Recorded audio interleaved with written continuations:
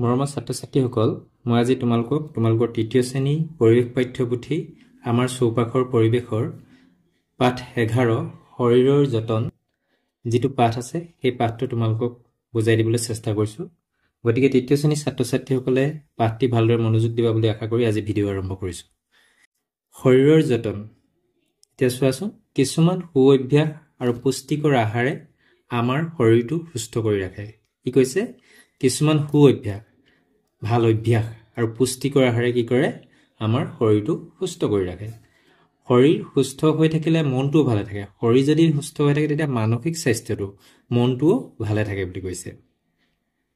স্বাস্থ্য ভালে ৰাখিবৰ বাবে নিয়মীয়াকৈ খেলা-ধূলা আৰু ব্যায়াম কৰা আৱশ্যক। আমি শৰীৰ বা স্বাস্থ্যটো ভাল ৰাখিবৰ কাৰণে আমি কি কৰিব লাগিব? নিয়মীয়াকৈ খেলা-ধূলা কৰিব লাগিব আৰু ব্যায়াম কৰিব লাগিব। ইয়াৰ ফলত আমাৰ শৰীৰত তেজৰ চলাচল বৃদ্ধি হয়। যদি আমি নিয়মীয়াকৈ খেলা-ধূলা আৰু ব্যায়াম কৰোঁ, আমাৰ কি হয়? শৰীৰত তেজৰ চলাচল বৃদ্ধি হয় আৰু তেতিয়া শৰীৰটো সবল হয়। আমি নিতৌ সময়মতে শুব লাগে আৰু সময়মতে শুৱাৰ পৰা উঠিব লাগে। আমি কি কৰিব লাগে? সময়মতে। আমি কেতিয়া কোনোবা দিনা যদি নিশা 12 বজাত শুওঁ, কেতিয়াবা 11, কেতিয়া 10, আমি কি কৰিব লাগে? বিচনালৈ সোনকালে যাব লাগে আৰু ৰাতিপুৱা সোনকালে শুই উঠিব লাগে। সেইটো কৰিব লাগে। দিনটো কাম কৰাৰ ফলত আমি ভাগৰুৱা অনুভৱ কৰোঁ। শুলে শৰীৰে জিৰণি পায় আৰু শৰীৰটো সতেজ হয়। আমি যদি গোটেই দিনটো কাম কৰি থাকোঁ তেতিয়া আমাৰ শৰীৰটোৱে কি কৰে? অৱস হয় আৰু শৰীৰটো জিৰণি ল'বৰ কাৰণে আমি শুব লাগে আৰু পুনৰ কাম কৰিবলৈ আমি বল পাওঁ যদি আমি শুই লওঁ। এতিয়া ইয়াত কিছুমান কি দিছে? ছবি দেখিছা? ইয়াত ল'ৰাটোৱে গা ধুইছে। ইয়াত ফুটবল খেলা দেখা গৈছে। ইয়াত খাদ্য খোৱা দেখা গৈছে। দাঁত ব্ৰাছ কৰা দেখা গৈছে ছোৱালীজনীয়ে। এইটো কি খেল? এইটো তোমালোকে এই খেলটোৰ নাম নিশ্চয় জানা। তোমালোকেতো শিকি ল'বা। নামটো মই পাহৰি গৈছোঁ এইটো। তাৰপিছত এইটো ব্যায়াম কৰিছে। তাৰপিছত এইটো মাকে চুলি ফনিওৱা কাম কৰি দিছে ছোৱালীজনী। এইটো কি হয়? স্কিপিং খেলা হৈছে। ইয়াত নখ কটা দেখুওৱা হৈছে। এতিয়া ওপৰৰ ছবিকেইখনত কি কি কাম কৰা দেখিছা? এইটো মই তোমালোকক ক'লোৱেই। নিশ্চয় তোমালোকে এই যিটো খেলটো তোমালোকে ডাঙৰৰ পৰা শিকি ল'বা। ঘৰত মা দেউতাক সুধি এই খেলটোৰ নাম জানি ল'বা। তাৰপিছত কি দিছে? লিখোৱা শৰীৰ যতন ল'বলৈ পুৱা শুই উঠাৰ পৰা ৰাতি শোৱাৰ সময়লৈকে তুমি কি কি কাম কৰা? আমি শৰীৰ যতন ল'বলৈ ৰাতিপুৱা শুই উঠাৰ পৰা আমি কি কৰোঁ? প্ৰথমতে দাঁত ব্ৰাছ কৰোঁ, হয়নে? তাৰপিছত কি কৰা? কেতিয়াবা আমি শুই উঠি কি কৰোঁ? কোনোবাই ব্যায়ামো কৰিব পাৰে শুই উঠাৰ পিছত। সুষম খাদ্য খোৱা, এইবিলাক হৈছে ৰাতিপুৱা শুই উঠাৰ পৰা শুৱালৈকে কাম। তাৰপিছত দিনটোত তোমালোকে খেলা-ধূলা কৰা, এইবিলাক কি হৈছে? শৰীৰ যতন ল'বলৈ কৰা কাম। তাৰপিছত তোমালোকে ৰাতিপুৱা সোনকালে শুই উঠা আৰু ৰাতি সোনকালে বিচনালৈ যোৱা, সেইটো এটা শৰীৰ যতন লোৱাৰে কাম। এতিয়া চোৱাচোন, স্বাস্থ্য ভালে ৰাখিবলৈ তলত দিয়া নিয়মবোৰ পালন কৰিব লাগে। স্বাস্থ্য ভালে ৰাখিবলৈ আমি কি কি নিয়ম পালন কৰিব লাগে? শৰীৰ সুস্থ আৰু সবল কৰি ৰাখিবলৈ হ'লে আমি পুষ্টিকৰ আহাৰ, পৰ্যাপ্ত পৰিমাণে বিশুদ্ধ পানী, সতেজ শাক-পাচলি আৰু ফল-মূল খাব লাগে। অনাময় শৌচাগাৰ ব্যৱহাৰ কৰিব লাগে। ব্যৱহাৰৰ পিছত চাবোনে পৰিষ্কাৰকৈ হাত ধুব লাগে। ব্যৱহাৰৰ পিছত কি হয়? চাবোনে পৰিষ্কাৰকৈ হাত ধুব লাগে, হয়নে? আমি শৌচাগাৰ ব্যৱহাৰ কৰাৰ পিছত নিয়মীয়াকৈ খেলা-ধূলা ব্যায়াম কৰিব লাগে আৰু জিৰণি ল'ব লাগে। বিদ্যালয়ত মধ্যাহ্ন ভোজন কৰাৰ আগতে আৰু পাছত চাবোনেৰে ভালদৰে হাত ধুব লাগে। নিজৰ ঘৰ আৰু বিদ্যালয় চাফ-চিকুণ কৰি ৰাখিব লাগে। জাবৰ-জোথৰবোৰ ডাষ্টবিনত পেলাব লাগে। আমি য'তে ত'তে পেলাব নালাগে জাবৰ-জোথৰবিলাক। এতিয়া লেতেৰা পৰিৱেশত কি হয়? চকুৰে নেদেখা অনেক বেমাৰৰ বীজাণু থাকে। আমি সাধাৰণতে চকুৰে নেদেখা বিভিন্ন বেমাৰৰ বীজাণু আমাৰ বায়ুত অলেখ থাকে। এই বেমাৰৰ বীজাণুবোৰ আমাৰ শৰীৰ অসুস্থ কৰে। সেয়েহে আমি পৰিষ্কাৰ পৰিচ্ছন্ন হৈ থাকিব লাগে। আমি পৰিষ্কাৰ পৰিচ্ছন্ন কিয় হ'ব লাগে? যেহেতু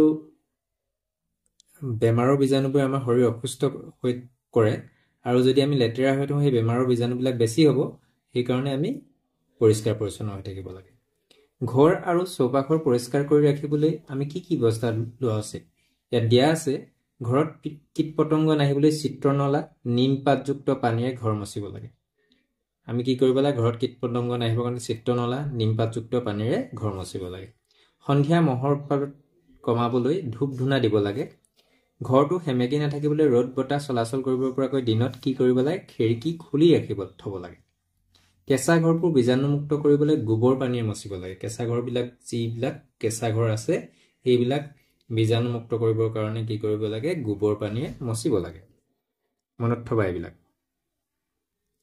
এতিয়া কি কৈছে তলৰ ছবিকেইখনলৈ মন কৰাচোন পৰিষ্কাৰ পৰিচ্ছন্নতাৰ বাবে তলৰ কাম কোনবোৰ অনুশীলন কৰিবা বাছি উলিয়াই সঠিক বাকচত এইটো টিক মাৰ্ক দিবলৈ কৈছে ৰাইট চিন দিবলৈ কৈছে এইটো আমি ৰাস্তাৰ কাষত আমি আৱৰ্জনা পেলাব নালাগে এইটো আমি ৰাইট চিন নিদিওঁ আমি য'তে ত'তে থু পেলাব নালাগে এইটোতো নিদিওঁ আমি হাসি বা কাহ কৰি মাৰিলে আমি এনেকুৱা ৰুমাল দি কৰিব লাগে এইটো হয় তাৰপিছত এইটো কি আমি ফিল্টাৰৰ পানী খাব লাগে ফিল্টাৰযুক্ত পানী খাব লাগে এইটো ৰাইট আমি জাবৰ জোথৰ ডাষ্টবিনত পেলাব লাগে এইটো শুদ্ধ আমি নখ চুটিকৈ কাটি ৰাখিব লাগে এইটো আমি কৰিব লাগে এইটো আমি চুলি ফনিয়াব লাগে দৈনিক আমি চুলি ফনিয়াব লাগে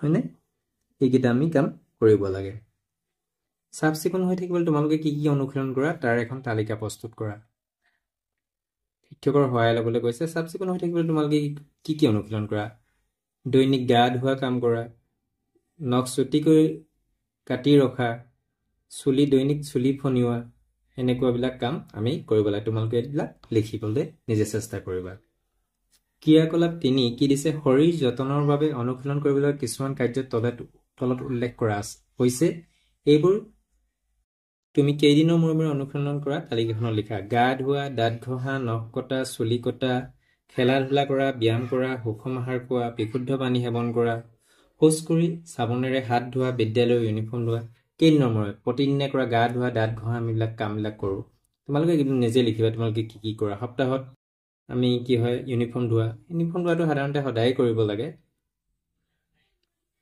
তাৰপিছত মাহেকত আমি কি কৰোঁ চুলি কটা এইবিলাক লিখিব পাৰা জানি লওঁ আহা পুৰণি কালত মানুহে চুলি ধুবলৈ ঔটেঙাৰ বীজ আৰু মণিছালৰ গুটি ব্যৱহাৰ কৰিছিল দাঁত ঘঁহিবলৈ নিম আৰু সৌৰা গছৰ ঠাৰি আদি ব্যৱহাৰ কৰিছিল এইবিলাক পুৰণি কালত এইবিলাক কাম কৰিছিল যেতিয়া আমাৰ আজিকালি যিবিলাক টুথপেষ্ট আছে দাঁত ঘঁহাৰ যিবিলাক দ্ৰব্য আছে এইবিলাক নাছিলে তেতিয়া সেইকাৰণে কি কৰিছিলে নিম আৰু সৌৰা গছৰ ঠাৰি ব্যৱহাৰ কৰিছিলে চুলি ধুবলৈ এতিয়া যি ধৰণে তোমাৰ যিবিলাক শ্যাম্পু আছে এইবিলাক তেতিয়া ইমান উপলব্ধ নাছিলে হয়নে এইবিলাক ব্যৱহাৰ কৰিছিলে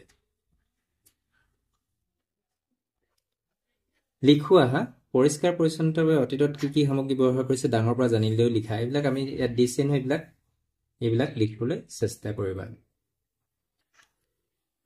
এতিয়া চোৱা আত্মসুৰক্ষাকে আমাৰ শৰীৰটো যতন লোৱাৰ লগতে নিজকে সুৰক্ষিত কৰি ৰখাৰ প্ৰয়োজন তাৰ বাবে আমি কিছুমান সাৱধানতা অৱলম্বন কৰা উচিত আমি নিজক সুৰক্ষা কৰিবৰ কাৰণে আত্মসুৰক্ষাৰ বাবে মনত ৰাখিবলগীয়া কিছুমান কথা দিছে কি কৰিব লাগে আমি অচিনাকি ব্যক্তিৰ পৰা আমি কেতিয়াও চকলেট বা আন বস্তু ল'ব নালাগে যি আমি চিনাকি নহয় তেনেকুৱা ব্যক্তিৰ পৰা আমি এনেকুৱা চকলেট বা আন বস্তু ল'ব নালাগে অচিনাকি ব্যক্তিয়ে গাড়ীত উঠাই নিব খুজিলে গাড়ীত উঠিব নালাগে তাৰপিছত কি হয় সুৰক্ষিত অনুভৱ নকৰিলে আমি জোৰেৰে চিঞৰি ডাঙৰক জনাব লাগে বিপদজনক পৰিৱেশৰ পৰা আঁতৰি থাকিব লাগে এইবিলাক আমি কাম কৰিব লাগে এতিয়া লিখো অহা কৈছে তোমালোকে খেলা ধূলা কৰি থাকোঁতে কি কি সাৱধানতা ল'লে সুৰক্ষিত হৈ থাকিবা আলোচনা কৰি লিখা এইটো তোমালোকে অভিভাৱকৰ ঘৰত সহায় ল'বা খেলা ধূলা কৰি থাকোঁতে আমি কেনেধৰণৰ হ'ব লাগে আমি সাৱধানেৰে খেলিব লাগে হয়নে কেতিয়াবা আমাৰ খেলোঁতে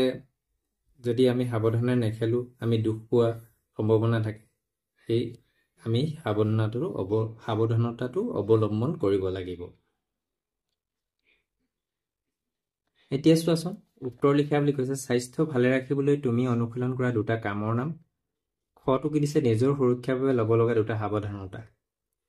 এতিয়া মই এই প্ৰশ্নকেইটাৰ উত্তৰ কৰি ৰাখিছোঁ, তোমালোকক মই দেখুৱাইছোঁ কেনেধৰণে কৰিব লাগে। উত্তৰটো কি হ'ব? স্বাস্থ্য ভালে ৰাখিবলৈ কৰা দুটা কাম হ'ল বা তুমি কাম হ'ল 1. অনাময় শৌচাগাৰ ব্যৱহাৰ, 2. পৰ্যাপ্ত পৰিমাণৰ বিশুদ্ধ পানী খোৱা। আৰু তোমালোকে স্বাস্থ্য ভালে ৰাখিবলৈ কি কি অনুশীলন কৰা নিজে লিখিবলৈ চেষ্টা কৰা। মই দুটা লিখি দিছোঁ। খ. নিজৰ সুৰক্ষাৰ বাবে ল'ব লগা দুটা সাৱধানতা। নিজৰ সুৰক্ষাৰ বাবে ল'ব লগা দুটা সাৱধানতা হ'ল অচিনাকি ব্যক্তিৰ পৰা কেতিয়াও চকলেট বা আন বস্তু ল'ব নালাগে। 2. বিপদজনক পৰিৱেশৰ পৰা আঁতৰি থাকিব লাগে।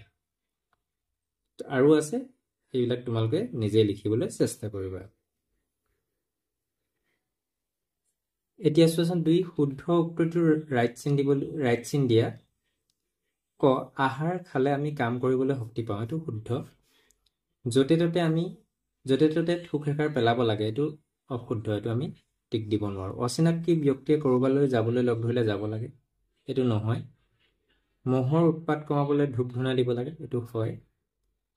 3 নম্বৰ খালী ঠাই পূৰ কৰা দিছে। সু অভ্যাস আৰু এইটো কি হ'ব? পুষ্টিকৰ আহাৰে আমাৰ শৰীৰটো সুস্থ কৰি ৰাখে। খ.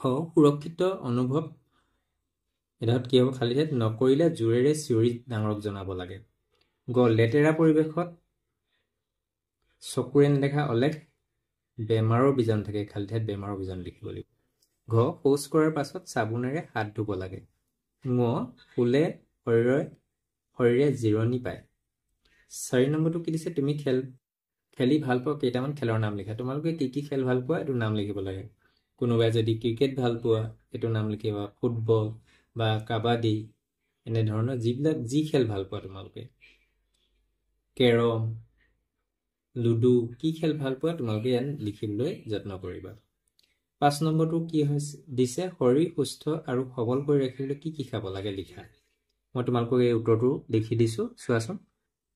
উত্তৰটো কি হ'ব? শৰীৰ সুস্থ আৰু সবল কৰি ৰাখিবলৈ আমি পুষ্টিকৰ আহাৰ, পৰ্যাপ্ত পৰিমাণে বিশুদ্ধ পানী, সতেজ শাক পাচলি আৰু ফল মূল খাব লাগে, এনেধৰণে আমি লিখিব লাগিব। আজিৰ পাঠ ইমানে। পুনৰ অন্য এটা পাঠৰ সৈতে পুনৰ লগ হ'ম। ধন্যবাদ।